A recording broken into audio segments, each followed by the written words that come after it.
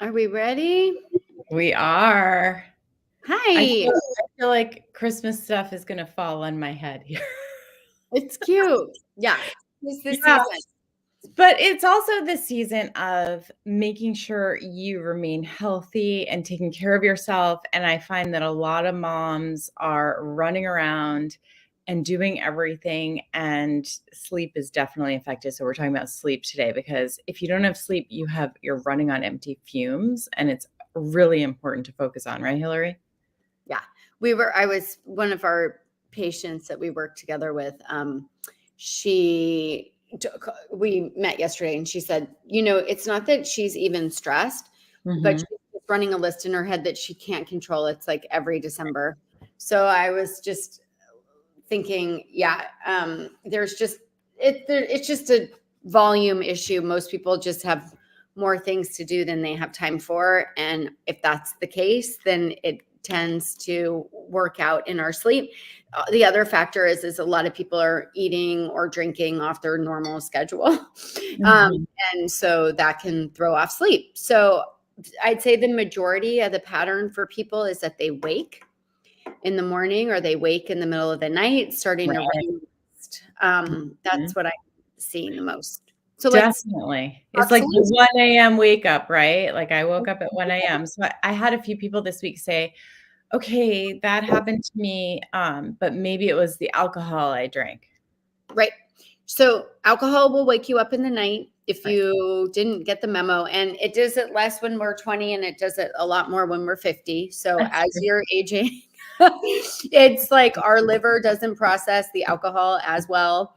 The the alcohol, the thing that's the most toxic when you drink alcohol, it's not the alcohol itself, it's the Mhm. intermediary toxin. It's called acetaldehyde, and that it just wreaks havoc. So if you're not detoxing well or quickly, and that slows with age, it Mhm. slows with stress, it slows based on genetics, but perimenopause, like hormonal changes, impact it. It can trigger this kind of irritability and wake up. Many people will state that they have like increased hot flashes if they drink when they're older. And so that's all sort of has to do with like liver metabolism and detox. So, one, you could just drink less. Kara, and we've done a bunch on mocktails. Mhm. Every glow up, we try to offer a mocktail. And So because we do these seasonal detoxes when we're really trying to get you to be alcohol free. Or Mhm. the other thing you can work on is using some detox support. If you are out and do drink, then you could take some detox support before bed. That can actually make a difference. And I had gone online, and ordered like non-alcohol, all kinds of different things. And that's kind of interesting because we had our my office holiday party over here yesterday. And it was really fun because we started out with champagne glasses with this bubbly, non-alcoholic champagne. So it wasn't sweet. So I mean, if you have children, you know how you get the like sparkling cider, and that's the fun festive drink for the kids. But we're adults. I don't want to drink sugary sparkling cider. I mean, there's definitely sugar in the fake champagne, but it doesn't taste sweet. So it was really refreshing and everybody loved it. So that's something that's kind of fun to have around your house. And it was surprising how it made the event really festive. You come in, you have a few cranberries in it or whatever it is, and it's like bubbly in the right glass. There's something to that. So having that around as an option might be a really good strategy for people. And they taste good. It's bizarre how good. This one was no and low. I'm not sure why it was good, but it was good. Okay, Delicious. so the Okay, other so people will ask probably like, well, what does that mean, detox support? I, oh, Kara and I aren't really in the business on this show talking about specific supplements because everybody's biochemistry is different and everybody's on a lot of different meds. Um, mhm. but drinking milk Wait, this. can I say that though to you about you mentioned the meds? That's why, right? Because people, we're talking to everybody. Medications are detoxed through your liver very often, probably most meds, right, Hill? Although, some are kidney, some are whatever. But if you do something on like, and you start your liver pathways, phase 1 or phase 2 detox, going faster or going slower, you could potentially change your medication dosage. So it could be something as simple as an antibiotic, and you're drinking alcohol and it's changing the metabolism of it, and then it's not working properly. It could be something bigger like an antidepressant medication, and you're drinking alcohol, or you're taking some herb that changes liver pathways. It could be something like really huge, like your birth control pills.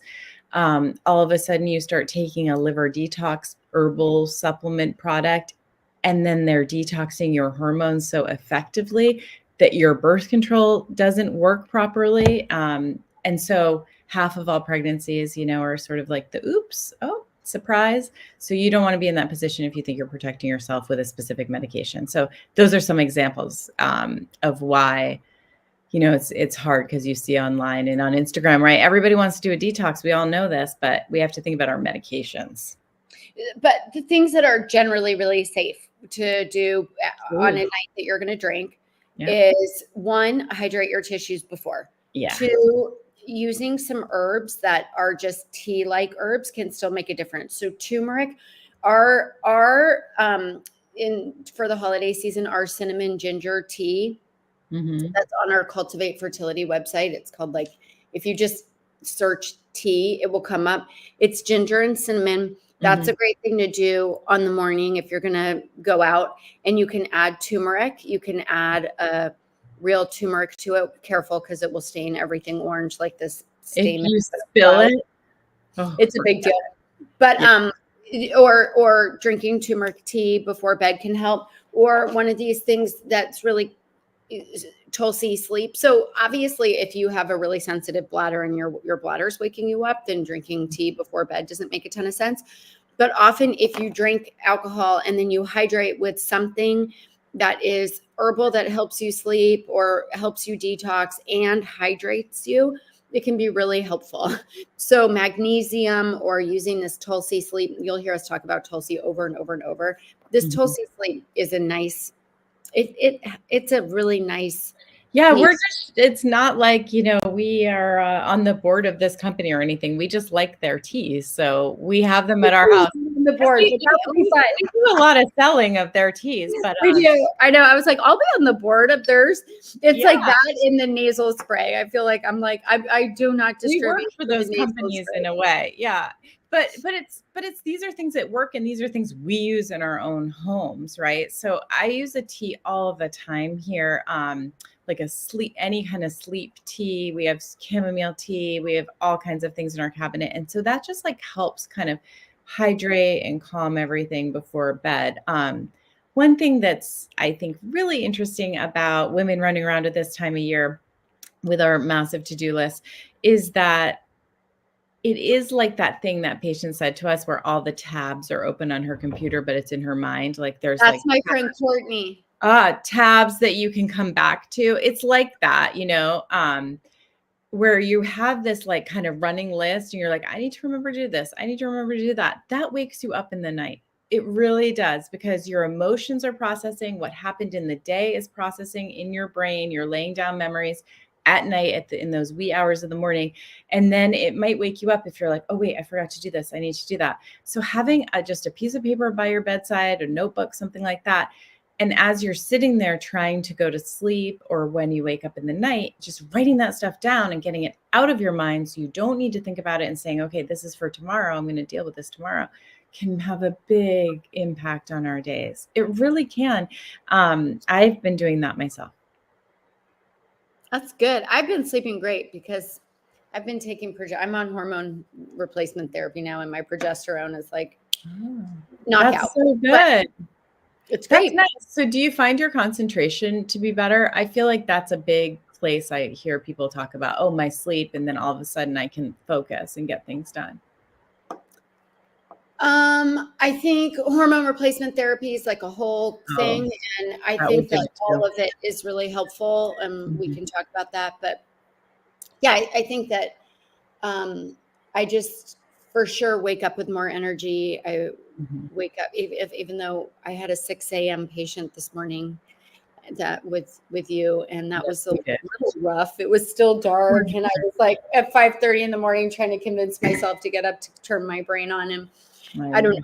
So it's not perfect, but that's balance. Hormone balance is a big deal. So what Kara's also talking about is that during the day, if you're running around stressed, what we find also is that if women are busy, they tend to undereat or overeat on carbohydrates, right? So it's usually one or the other. Usually they're either not taking time to take a good meal, or they're just, kind of eating more carbs because they're stress eating. So both of those patterns will wake you up at night. If you can just prioritize your 20 gram of breakfast morning, 20 gram of protein morning, your smoothie or shake, if it's too cold to deal with the smoothie, doing some eggs and breakfast sausage or leftovers from dinner, and just getting protein and fat in your morning, it will really impact your night waking pattern. Absolutely. And you know me, I'm very good about eating my meals and balancing my blood sugar. I've just learned that over time. I'm like planning the next other day you said, I have to run home because today was I don't even know what you said day, but the morning you had only had something tiny and you were at work and it was 1:30 in the afternoon. Yes. And that's abnormal. You know why? Because I had the office holiday party at my house and I was running around like a crazy person, decorating and getting food and making it nice, trying to make it really nice for everybody. And then I found myself, even me, who I know I'm not going to do well if I don't eat on a regular basis. I like totally lose it and I lose concentration, etc. And even me, I was like, wait a minute, I forgot to eat breakfast. I forgot to eat lunch because the last 3 days I was just prepping for this thing. And it's incredible how you just go back to your old habits of, I was like, oh, well, I'll just order a coffee. It's bad choice, So anyway, we all fall for it, but we all fall for it. Yeah. Just saying that if you're night waking, if you're feeling a little overwhelmed or overrun, make sure you do yourself right and have some food that this morning I didn't have time to make a smoothie. I was late to come on here. So I had 3 pieces of salami with a piece of cheese. Is it like breakfast of champions? God, no, but it helps to stabilize my blood sugar. Let's see. So I'm gonna actually summarize this because I had written a little list for us to follow. And the first thing was list. The second thing was eat. And the third thing was tea. So let you be merry and happy in the holiday. It's make a list of all the things you need to do so it's not plaguing you at night. Eat regularly so that you're not waking up in the night with hypoglycemia. And then do your teas. So look at you. You're so cute. Well, it just happened. I just happened to write that down. So just let yourself have a great holiday season. Bye.